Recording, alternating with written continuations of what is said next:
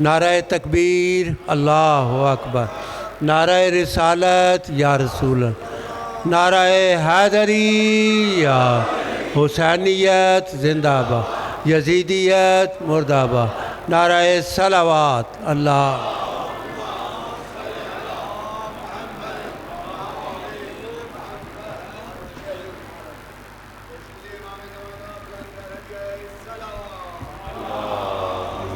صلی علی محمد و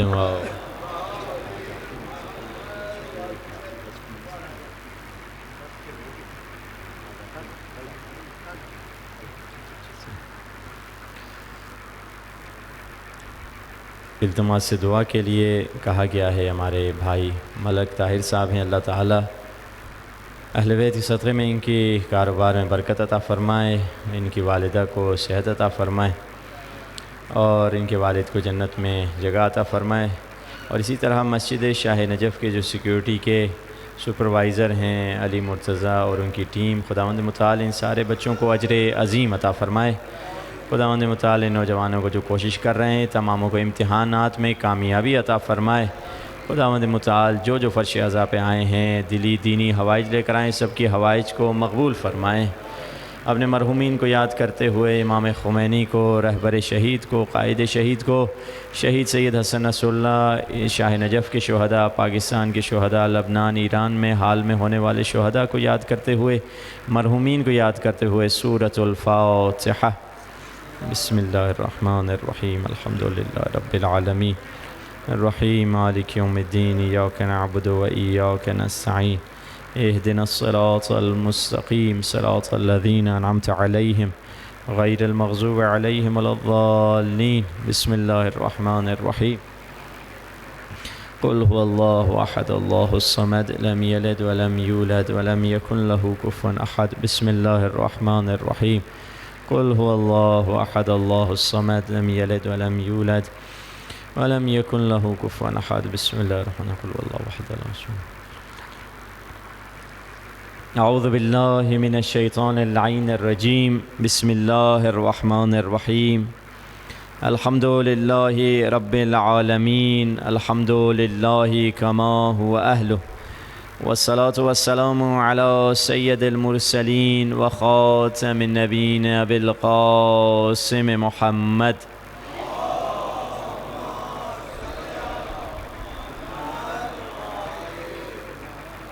وآلہ الطیبین الطاہرین المعصومین، واللعنۃ دائمۃ علی اعدائہم اجمعین من الآن الی لقاء یوم الدین۔ مل کر دعائے فرج کی تلاوت کرتے ہیں۔ الہی عظم البلا وبرہ الخفا وانکشف الغطاء وانقطع الرجاء وضاقت الارض ومنعت السماء وانت المستعان وإليك المشتكى وعليك المعول في الشدة والرخاء، اللهم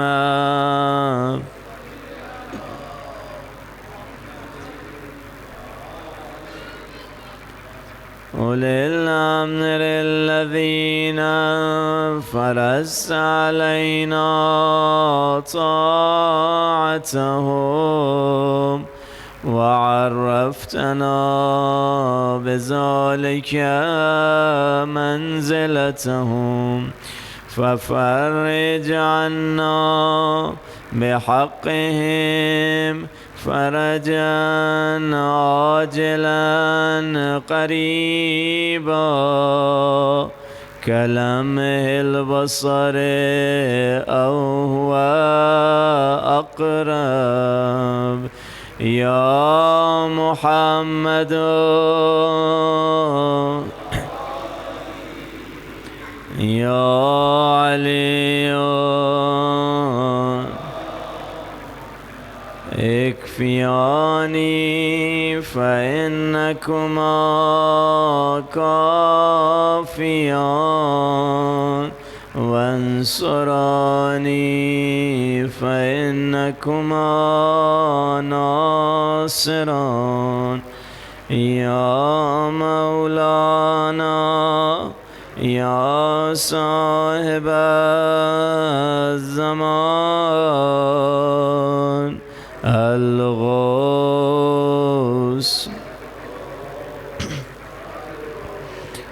أدركني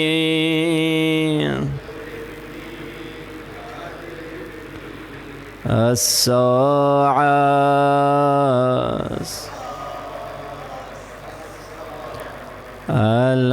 العجل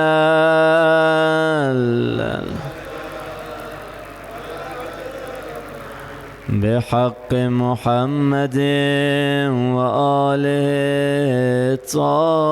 الطاهرين صلوات.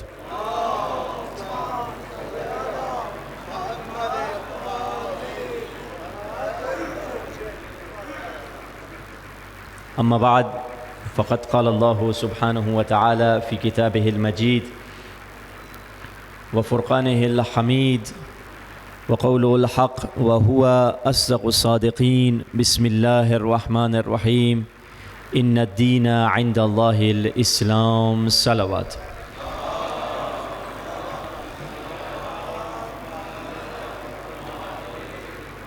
خداوند متعال قرآن میں ارشاد فرما رہا ہے وما ارسلناک الا رحمتا للعالمین، حبیب ہم نے آپ کو عالمین کے لیے رحمت بنا کے بھیجا ہے۔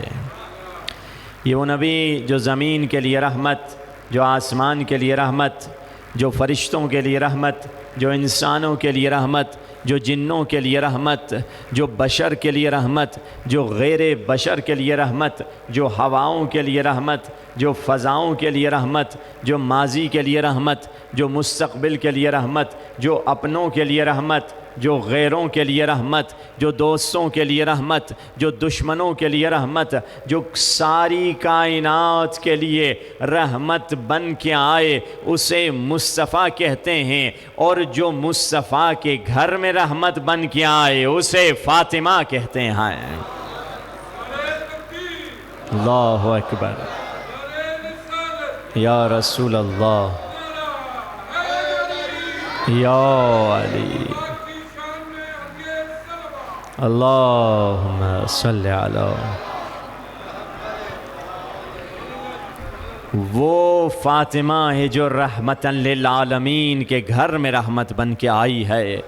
رسول اللہ کا طریقہ یہ تھا کہ اپنا دفاع نہیں کرتے تھے، پرسنل ڈیفینس نہیں کرتے تھے، لوگ رسول اللہ کو طعنے دیتے تھے، خاموش تھے، مگر جب توحید پر حملہ ہوتا تھا اس وقت دفاع کرتے تھے، قولوا لا الہ الا اللہ کا دفاع کیا کرتے تھے، مگر جب پرسنل اٹیک ہوتا تھا خاموش تھے۔ ہاں رسول اللہ کو طعنہ دیا لوگوں نے کہ تیرا پیغام نہیں چلے گا، تیرا تو بیٹا ہی نہیں ہے، رسول خاموش ہیں، کیونکہ رسول اللہ کا سسٹم یہی تھا کہ میں اپنی ذات کا دفاع نہیں کروں گا۔ جب لوگوں نے طعنہ دیا آواز آئی حبیب نہ گھبرائیں، انا اعطیناک الکوثر، ہم نے آپ کو کوثر عطا کر دیا ہے، ہم نے آپ کو خیر کثیر عطا کر دیے۔ اب طعنہ دینے والے جتنا بھی طعنہ دیں، کوثر یعنی خیر کثیر ہے۔ اب ایک مرتبہ بالکل اسی طرح ہے جیسے دو لوگوں کے درمیان معاہدہ ہو گیا ہو، اگر تم کو کوئی کچھ کہے تو میں بولوں گا، اگر مجھ کو کچھ کہے تو تم بول لینا۔ جب کسی نے رسول اللہ کو کچھ کہا خدا بولا ہے، جب کسی نے خدا کے خلاف کچھ کہا رسول اللہ بولے ہیں، مگر تاریخ بتاتی ہے عزیزان محترم ایک تیسری ہستی بھی تھی، جب بھی کسی نے رسول اللہ کو کچھ کہا تب بھی وہ ہستی بولی ہے، جب کسی نے خدا کو کچھ کہا تب بھی وہ ہستی بولی ہے۔ اب اگر اس ہستی کو کوئی کچھ کہے گا رسول بھی بولیں گے، خدا بھی بولے گا۔ اللہ اکبر، یا رسول اللہ، مل کے یا علی۔ وہ ہستی کوئی نہیں ہے سوائے امیر المومنین کے۔ جب شادی کا موقع آیا تو رسول اللہ نے مولا علی سے پوچھا یا علی تیرے پاس کیا ہے؟ کہا میرے پاس سواری ہے، تلوار ہے اور زرہ ہے۔ کہا یا علی تیری تلوار کی تو اسلام کو ضرورت ہے، تیری سواری کی تمہیں ضرورت ہے، مگر اے علی تو دلیر ہے، تجھے زرہ رکھنے کی کیا ضرورت ہے؟ جا زرہ بیچ دے۔ ایک غیر مسلم رائٹر اپنی کتاب دا لائف آف محمد میں لکھتا ہے کہ رسول اللہ کے زمانے میں ایک ایسا بہادر تھا جو سینے پر زرہ لگاتا تھا مگر پیٹھ پر زرہ نہیں لگاتا تھا۔ who fought without an armor on his back، اس کے بیک، اس کی پیٹھ پر کبھی آرمر یعنی زرہ نہیں ہوتا تھا۔ جب مولا سے پوچھا گیا آپ پیٹھ پر زرہ کیوں نہیں لگاتے؟ اور لوگ پیٹھ پر زرہ لگاتے ہیں، سامنے بھی لگاتے ہیں۔ فرمایا میں سینے پر زرہ لگاتا ہوں تاکہ آنے والا تیر رک جائے، مگر ابو طالب کے بیٹے کو پیٹھ پر زرہ لگانے کی ضرورت نہیں، کیونکہ میں لڑنے کے ارادے سے آتا ہوں، بھاگنے کے ارادے سے نہیں آتا۔ وہ علی ابن ابی طالب ہیں جو کبھی بھی وہ دلیری اور وہ شجاعت جو جنگ میں اور جنگ کے علاوہ علی نے دکھائی ہے، آج تک تاریخ میں اس کی مثال نہیں ملتی ہے۔ اور ہم سمجھتے ہیں صرف شجاعت خیبر ہے، نہیں، کربلا بھی شجاعت کا جلوہ ہے۔ کربلا میں ہم غم کے بارے میں گفتگو زیادہ کرتے ہیں مگر کربلا بھی شجاعت کا جلوہ ہے، کیونکہ جنگ میں آپ نے جو حسین ابن علی کی شجاعت نہیں دیکھی، جنہوں نے امام علی علیہ السلام کو دیکھا تھا، جب امام حسین کی جنگ دیکھی انہوں نے کہا ہمیں علی کی جنگ یاد آ گئی ہے۔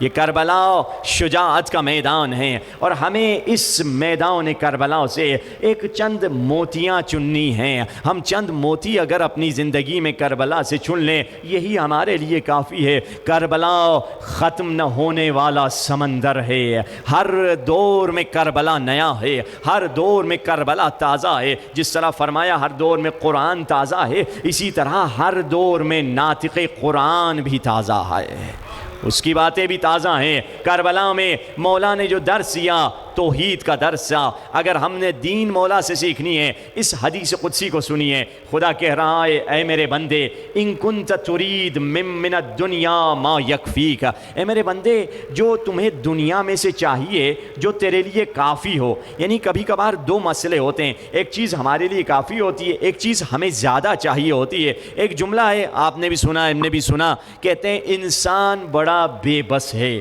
اس کا ایک ترجمہ تو یہ ہے کہ انسان بیچارہ ضعیف ہے، بے بس ہے، کچھ نہیں کر پاتا، مگر اس کا دوسرا ترجمہ جس کی طرف لوگ غور نہیں کرتے شاید وہ اصل ترجمہ ہے، انسان بے بس ہے یعنی انسان بس نہیں کرتا ہے، انسان اور چاہتا ہے، مجھے اور چاہیے۔ اگر انسان بس کر جائے، خدا حدیث قدسی میں کہتا ہے اے بندے اگر تمہیں جو ضرورت کی شے ہے اتنا تم دنیا سے اٹھا لو، یکفیک تیرے لیے کافی ہے۔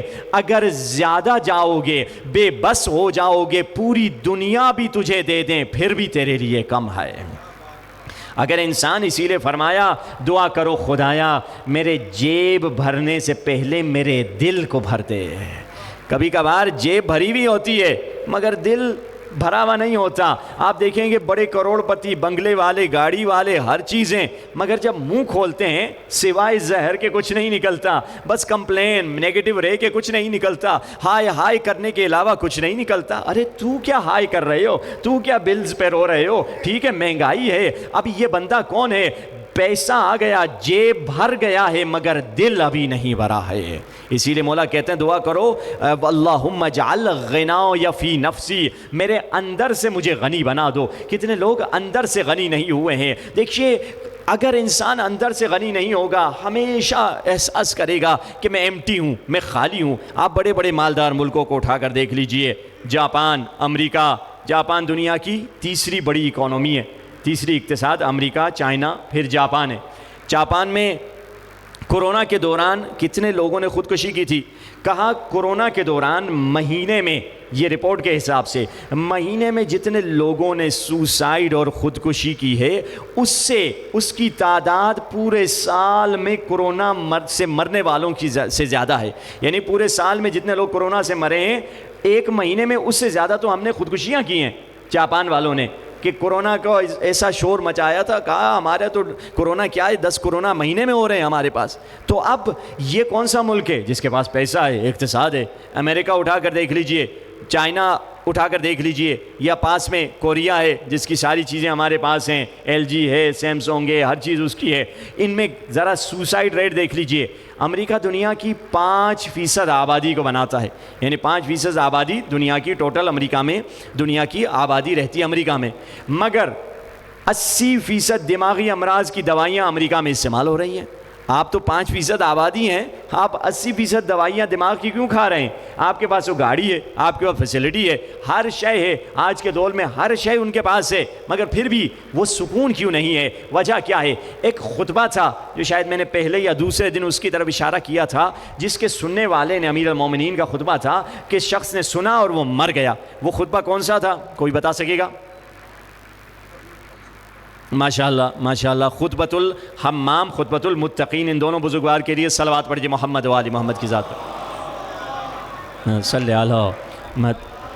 تھوڑی تھوڑی امید ہو رہی ہے کہ لوگ 7-8 دن پہلے والی بات بھی یاد ہے، اس کا مطلب ہے ذہن میں باتیں جا رہی ہیں الحمدللہ۔ اور مقصد ہی فرش ازا کا یہ ہے کہ ہم جو اہل بیت کے موتی سنیں، ان کو دل میں بٹھائیں اور ان کو پریکٹیکل استعمال کریں۔ محرم ہوتا 10 دن یا 2 مہینے کا ہے، مگر اس 2 مہینے ہم باقی 10 مہینوں کے لیے چارج ہو جاتے ہیں، باقی 10 مہینوں کے لیے ہم تیار ہو جاتے ہیں ان 2 مہینوں میں۔ اب اس خطبے میں، خطبۃ الحمام یا خطبۃ المتقین، مولا فرماتے ہیں مومنوں کی صفت کیا ہے؟ فرمایا نزلت انفسهم منهم فی البلاء کاللتی نزلت فی الرخاء۔ مومنوں کی صفت یہ ہے کہ مصیبت میں بھی ان کی وہی حالت ہوتی ہے جو خوشی میں حالت ہوتی ہے۔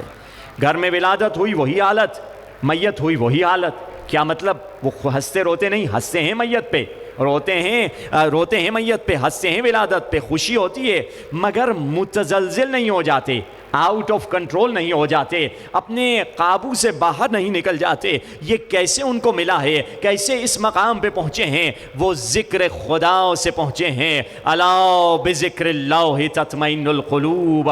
نہ عزت سے نہ دولت سے نہ گھر آباد کرنے سے، ہاں تسلی دل کو ملتی ہے بس خدا کو یاد کرنے سے۔ مل کے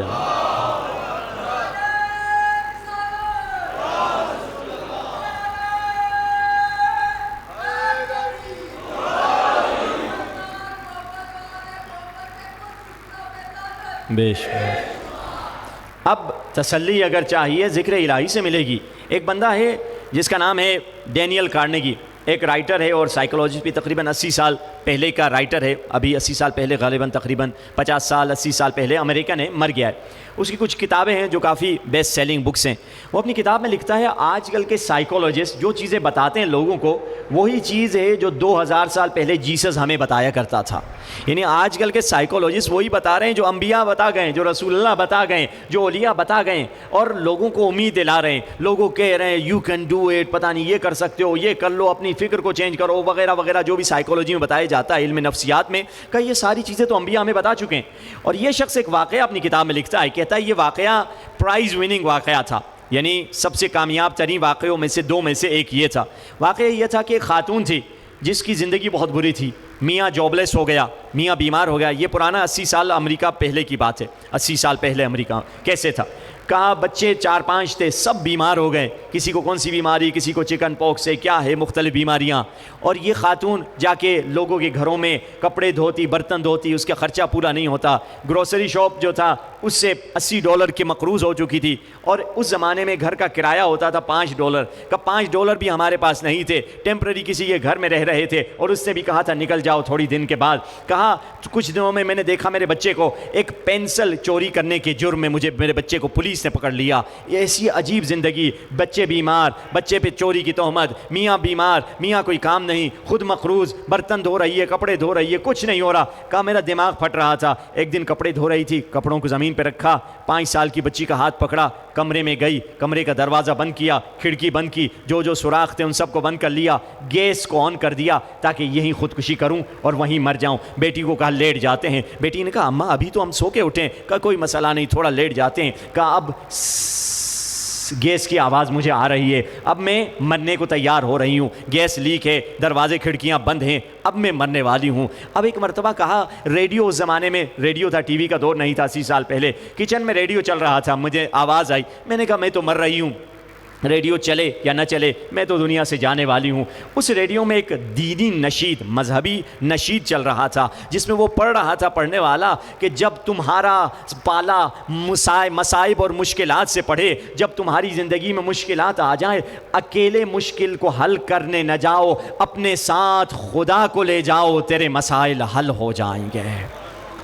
اس نے کہا یہی مجھے کلک ہوا، میں جلدی سے اٹھی، میں سوچ رہی تھی کہ مسائل کو خود سولو کروں گی، ہاں وہ بھی مذہبی عیسائی خاتون تھی۔ کہا میں نے جلدی سے کھڑکی کھولی، گیس کو بند کیا۔ اب خاتون جب واقعہ بتاتی ہے کہتی ہے میں 25 سال کی تھی، اب میں 80 سال کی ہوں، میری وہ بچی، اس کو بچی بھی ہو چکی ہے، نواسے والی میں ہو گئی ہوں، پوتے والی ہو گئی ہوں، 4-5 جو بچے تھے ان سب کی پوتے نواسیاں پیدا ہو گئی ہیں۔ ہم اس دن کے بعد ہم جھونپڑی میں رہتے تھے، مگر میں نے اللہ کا صبر کیا اور اللہ سے مدد مانگی کہ ہم ساتھ ہیں، اور آہستہ آہستہ، اچانک نہیں، آہستہ آہستہ مسائل حل ہو گئے۔ اور جس سے میں ملتی ہوں خودکشی کا ارادہ ہوتا ہے، اس سے کہتی ہوں برباد نہ کر، تیرا خدا تجھے مدد کرے گا، تم بس صبر کر کے دکھاؤ۔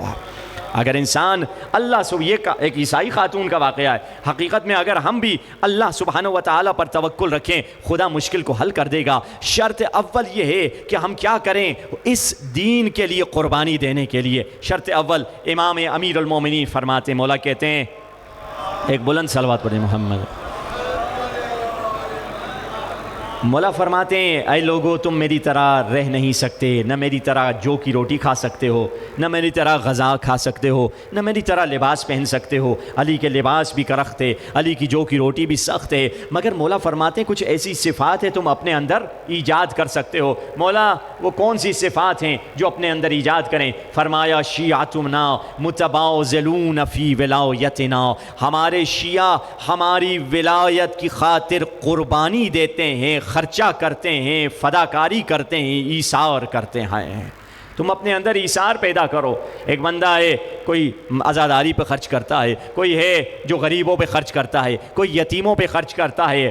حضرت کمیل 90 سال کے تھے، حجاج نے ان کو شہید کیا، 90 سال میں انہوں نے اپنی جان کی قربانی دی ہے۔ دیبل نے کیا قربانی دی؟ اپنے شعر سے مولا کی حفاظت کی ہے۔ علامہ امینی نے کیا قربانی دی؟ اپنے قلم سے غدیر پر 10 جلد والیوم کتاب لکھی ہے۔ اب ہمارا مقصد یہ ہے ادھر آنے کا کہ ہم ولایت کے لیے خرچ کرنا سیکھیں۔ میسم نے اپنی زبان ولایت کے لیے کٹا دی ہے، 72 نے اپنی جانیں اہل بیت کے لیے کٹا دی ہیں، اور بیویوں نے اپنے پردے ولایت کے لیے قربان کر دیے۔ میں ولایت کے لیے کیا قربان کرنے آیا ہوں، اور جب تک میں قربانی نہیں دوں گا امام زمانہ کا ظہور نہیں ہونے والا۔ ہمارے چاہنے والے وہ ہیں جو ولایت کے لیے قربانی دیتے ہیں۔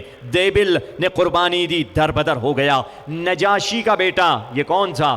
نجاشی وہ بادشاہ تھا جہاں حضرت جعفر طیار اور رسول اللہ نے جب پابندیاں سخت ہو گئی، سب کو کہا افریقہ کی طرف، حبش کی طرف چلے جاؤ، ایتھوپیا کی طرف، اور نجاشی نے ان کو پناہ دی مسلمانوں کو، اور کفار آئے ان کو قیدی بنانے کے لیے، انہوں نے کہا نہیں ہم اپنے مہمان کو تمہارے حوالے نہیں کریں گے۔ انہوں نے مسلمانوں کو پناہ دی، اور نجاشی بعد میں مسلمان بھی ہو گیا۔ بادشاہ کہاں کا؟ ایتھوپیا، اپنا حبش کا، مسلمان ہوا۔ مرنے کے بعد رسول اللہ نے اس کے لیے دعا بھی پڑھی۔ اب وہ شخص، اس کی حکومت، اس کے مرنے کے بعد اس کا بیٹا بنا حاکم حبش کا، مگر حکومت کو صحیح سنبھال نہیں پایا، لوگوں نے اس کو ہٹا دیا اور دوسری حکومت آ گئی۔ اب اس کا بیٹا غلام بنا کر مکے میں بیچا جا رہا ہے۔ مولا کو جب پتہ چلا نجاشی جس کا ہم پر، میرے بھائی خود جعفر طیار پر اس کا احسان ہے، مسلمانوں پر احسان ہے، مولا نے کہا جلدی جاؤ اس کو اس غلام والے بازاروں سے خرید کے لے کر آؤ، کیونکہ مولا حدیث میں خود فرماتے ہیں کہ جب کوئی عزت دار ذلیل ہو جائے اس کا خیال رکھا کرو، جب کوئی امیر فقیر ہو جائے اس کا خیال رکھا کرو، جب کوئی عالم لڑ کھڑا جائے اس کا خیال رکھو، اس کی گزشتہ خدمات کو نہ بھولا کرو۔ یہ 3 چیزوں کے بارے میں مولا نے کہا خیال رکھو۔ یہ ایک عزت دار تھا، مولا نے پیسے دیے، جلدی سے نجاشی کے بیٹے کو خریدا۔ اس کو خریدنے کے بعد مولا نے ایک پورا باغ اس کو دے دیا، نیزر اس کا نام تھا، پورا باغ اس کو دے دیا، اور اس کو ایک قنات بھی دے دی۔ اب کہا ادھر کام کرو، وہ کام کرتا رہا۔ 4-5 سال گزرے، حبش کے حالت بدل گئے ایتھوپیا کے. انہوں نے دیکھا یار پرانی حکومت تو بہت اچھی تھی, وہ بیچارہ عادل بادشاہ تھا, واپس جاتے ہیں پھر سے اس کے بیٹے کو لے کر آتے ہیں پھر سے ہمارے اوپر حکومت کرے.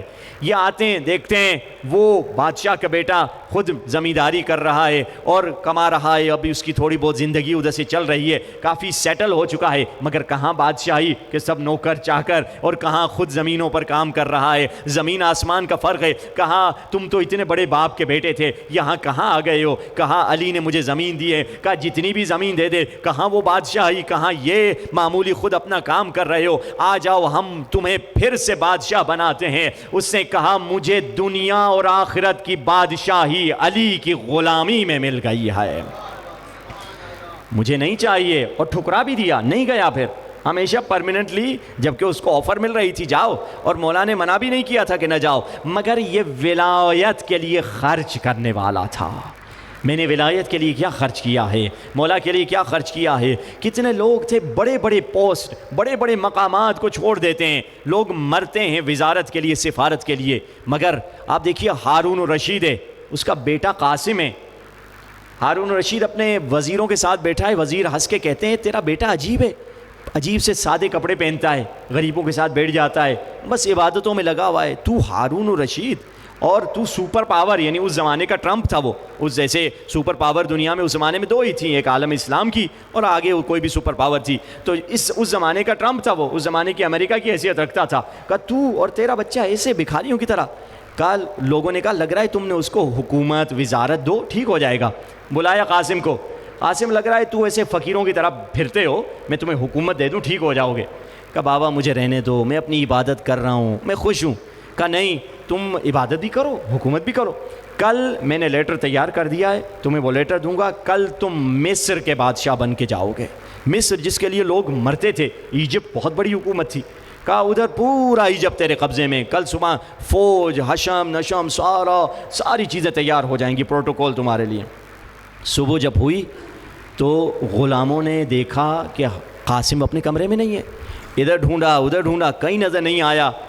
اس کے 2 قدموں کے نشان دریا کے کنارے نظر آئے, اس کے بعد کوئی نظر نہیں آیا. پتہ نہیں دریا میں گیا, اڑ گیا, کہاں غائب ہو گیا, غائب. لوگ وزارت کے لیے بھاگ رہے ہوتے ہیں, یہ وزارت سے بھاگ رہا ہوتا ہے کہ مجھے نہیں چاہیے حکومت. ادھر بصرے میں ایک شخص کہتا ہے میں نکلا اپنے میرے گھر میں ٹوٹی ہوئی دیوار تھی, اس کے لیے مزدور کی مجھے تلاش تھی. میں نے دیکھا ایک شخص جوان تازہ ہمارے شہر میں آیا ہوا تھا اور 2-3 دن سے اسے دیکھ رہا تھا, قرآن پڑھتا ہے, نماز, اس کا یہی کام ہے. میں نے اس سے پوچھا آؤ کہ میرے گھر پہ مزدوری کرنے کے لیے. کہا ہاں خدا نے کہا ہے کام بھی کرو, عبادت بھی کرو, آرام بھی کرو. ہاں میں مزدوری کروں گا. کتنے میں؟ 1 دینار پر ڈے تم سے لوں گا. ٹھیک ہے.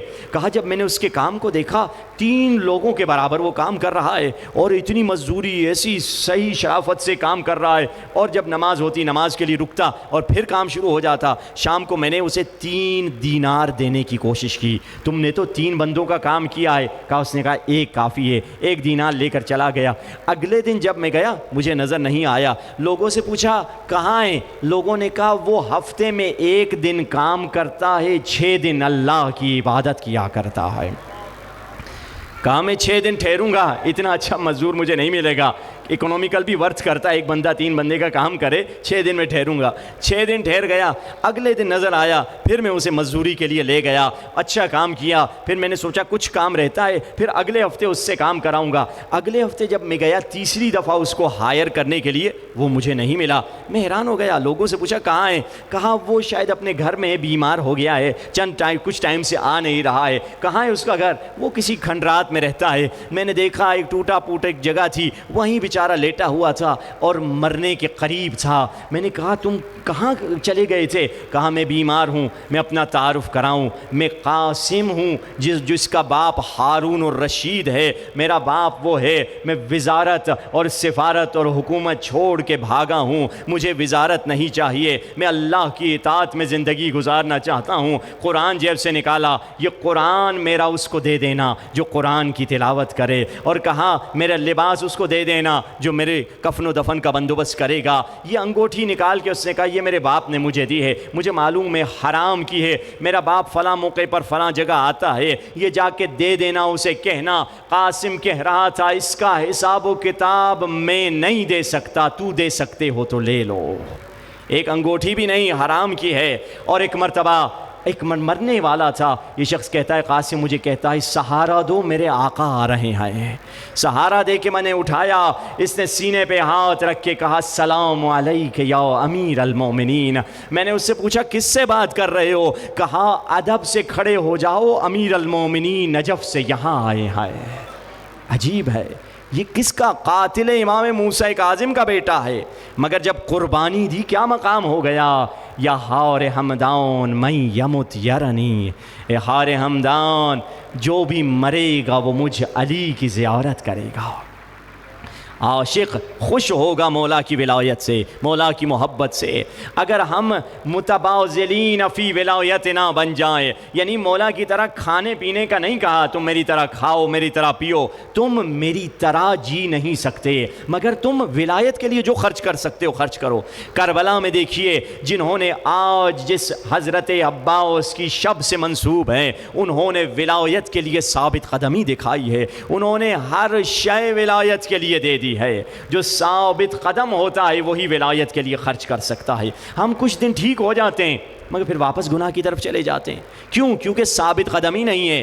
قیامت کے دن کچھ ایسے لوگ آئیں گے کہ اتنی جلدی جنت میں پہنچیں گے. کچھ ایسے پروسیس ہمارے جسم میں ہوتے ہیں, اتنی جلدی ہوتے ہیں ہمیں پتہ نہیں چلتے ہیں, ہوتے ہیں پروسیس.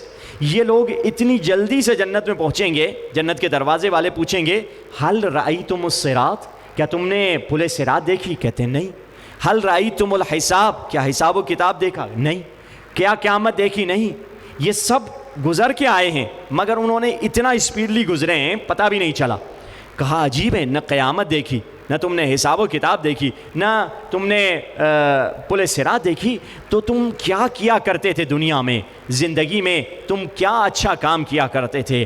اب ان ثابت قدم لوگوں کا جملہ سنیے جنہوں نے ثابت قدمی دکھائی ہے. کہنے لگے ہم اپنی تنہائیوں میں خدا کا خوف کیا کرتے تھے.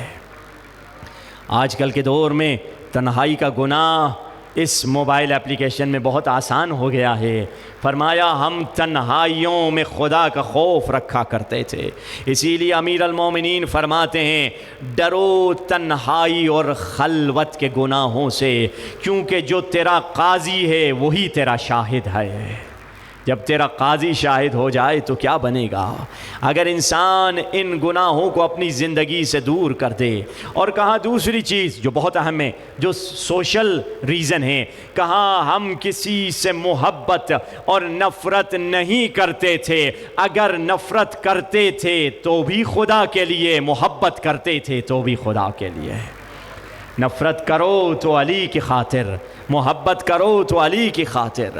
اگر محبت و نفرت کا معیار اہل بیت بن جائیں, یعنی ہماری زندگی میں ثابت قدمی آ گئی ہے. دیکھیے وہ شخص, وہ خاتون جس کا نام سبانہ تھا, وہ کون تھی؟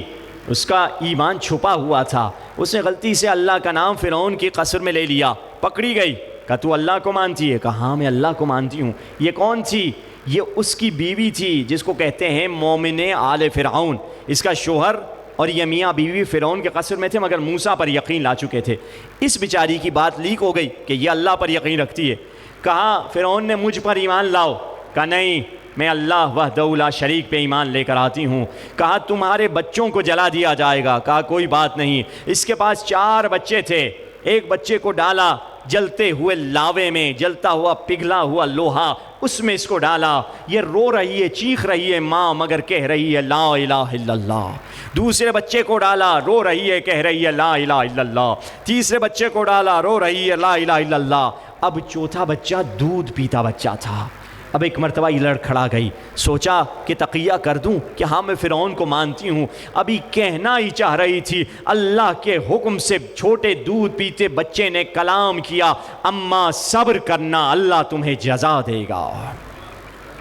ماں نے صبر کیا, بچے کو بھی جلتے ہوئے دیکھا دودھ پیتے, اور پھر آخر میں اس کو بھی جلایا. پھر اس کی راکھ کو پھینک دیا گیا. جب معراج پہ رسول اللہ گئے, رسول اللہ نے فرمایا ایک خاص خوشبو آ رہی ہے. یہ کیسی خوشبو ہے؟ فرمایا یہ اسی مومنہ کی راکھ کی خوشبو ہے جو عرش تک جا رہی ہے. اگر انسان اللہ کے لیے قربانی دے، خدا اس کو وہ مقام عطا فرمائے گا کہ رسول اللہ پوچھ رہے ہیں یہ کس کا مقام ہے اتنا بلند ہے۔ کربلا نے جو درس دیا ہے یہی قربانی کا درس دیا ہے، یہی ایثار کا درس دیا ہے، ثابت قدمی کا درس دیا ہے۔ ہاں عزیزو، چلے مصائب کی طرف۔ وہ مومنہ جو سفر کربلا پہ گئی تھی قافلے کے ساتھ، قافلے سے پیچھے رہ گئی، آنکھ کھلی، قافلے والے چلے گئے، اس کے بچے، ایک بیوہ خاتون اکیلی ادھر ادھر گئی، دیکھا کوئی جگہ نہیں جانے کی۔ ایک مرتبہ کچھ لٹیرے آئے اسے لوٹنے کے لیے۔ اب اس نے توسل کیا مولا حسین سے، کہا حسین کیا تیری غیرت گوارا کرتی ہے تیری زائرہ کو دشمن لوٹ لے؟ یہ خاتون کہتی ہے اسی دوران ایک گھوڑا سوار آیا، جس گھوڑے سوار کے آنے سے ان لٹیروں کے دلوں میں ایسا خوف آیا، سب بھاگ کے چلے گئے، اور مجھے گھوڑے سوار نے کہا میرے پیچھے چلو۔ میں چند قدم چلی، تھوڑا ہی چلی تھی، گھوڑے سوار نے دکھایا وہ سامنے کربلا ہے، ادھر چلی جاؤ۔ اس مومنہ نے گھوڑے سوار سے پوچھا آپ کو کیسے پتا تھا مجھے یہ ظالم لوٹ رہے ہیں، یہ ظالم چور ڈاکو آ گئے ہیں؟ اس گھوڑے سوار نے کہا میں حسین کے سامنے بیٹھا ہوا تھا، حسین کی آنکھوں سے آنسو نکل آئے۔ میں نے پوچھا آقا رونے کا سبب کیا ہے؟ کہا ہماری زائرہ کو ستایا جا رہا ہے، مجھے حسین نے بھیجا ہے۔ مومنہ فوراً چونک اٹھی، کہا آپ نے حسین کو دیکھا ہے؟ کہا میں تو ہمیشہ حسین کے سامنے ہوتا ہوں۔ کہا آپ ہمیشہ حسین کے سامنے